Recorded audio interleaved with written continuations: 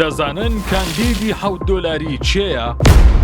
پایتەخت میدیا ئەو کاندیدەتان پێدەناسێنێت و هەندێک زانیاریتان بۆ ئاشکرا دەکات کە هیچ میدیایەک تا ئێستا پێی نەوتون و گوێتان لێ نەبووە.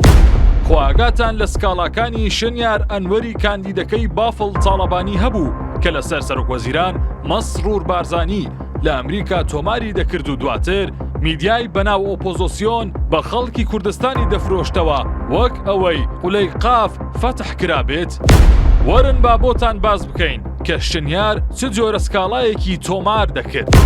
دەزانن لە ئەمریکا سکاڵایەک کە بە دەفعی شکلی ڕەت بکرێتەوە ناچێتە بەردەم حاکم ئەوەی ئەلف و بەی یاساش بزانێت. دەزانێت بچووکترین سکاڵا ئەوەیە کە بە دەفعی شکلی پوچەڵ بکرێتەوە. هەر زۆر بە کورتی شنیار سکاڵای نازڕاندنی لەسەر سەرۆک وەزیران مەسرور بارزانی لە ڤێرجینیا تۆمار کرد چونکە شوێنی ژیانی بوو. کە شنیار دەچێتە بەردەم نووسینگەی دادگا نەک دادوەر پێی دەوترێ ئەمە دەفعی شکلیە واتە دادگاکە دەسەڵاتی نییە بە سکاڵاکە ڕابکات. بەپێی یاسای ئەمریکا هەموو سیاسەتمەدارێک هەسانەی هەیە بەپێی یاسا.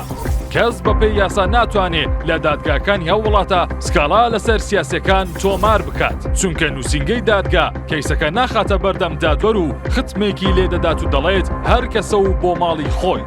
لەوانەیە بپرسیت ئەی ئەوە نییە شنیار لینکی سکاڵاکەی داناوە؟ خەڵکی کوردستان ئاگاداری هەموو زانیاریەک نییە و نازانێ کە لە ئەمریکا هەموو سکاڵایەک بە $7 لە دادگا تۆمار دەکرێت و بڵاو دەکرێتەوە.